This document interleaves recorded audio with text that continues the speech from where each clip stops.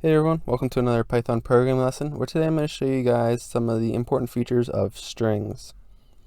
So for a string, I'm going to start by just creating a variable, and a string can be in single or double quotations. I'm going to use single quotations for this one, and I'm going to call it Python programming. So one thing that you can utilize for strings, you can print len and then the variable that the string is held in, and that is the length of that string. Length meaning how many characters are in that string, or even numbers. Now I'm going to do print course in square brackets. You can do numbers like 0 would assign the first element in the string, and it'll print out p. I can do colon and then to 4, and it'll be the first 4, not including the fourth. I can do 2 to 9, so it's assigning from the second element to the ninth element, not including the ninth element. So it can kind of be utilized to manipulate some of the information in the string. If I do -1, it starts at the back end of the string and it will print out G. So it just allows you to assign and look at certain points in the string.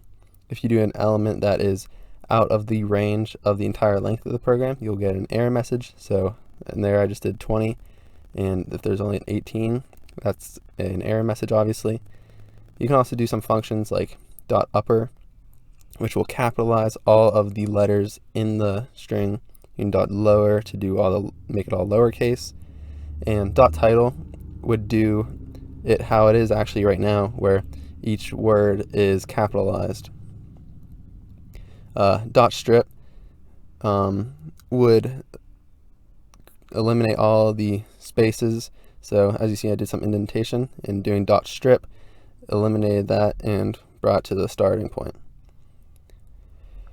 So as you see, like the difference when I just print out course and print course.strip, it brings it back to no spaces in front.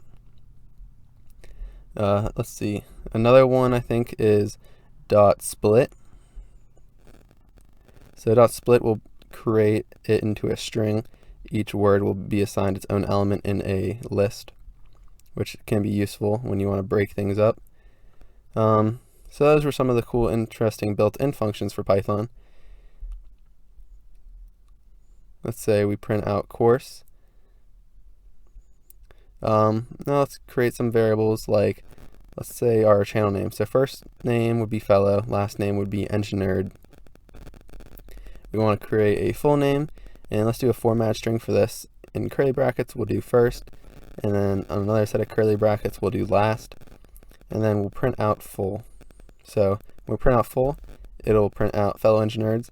So obviously it's the same outcome as just doing the Python programming, but the first and last can be utilized over and over again for other situations as well. I hope you guys enjoyed this brief little video on strings. Make sure to like and subscribe for more content. See ya.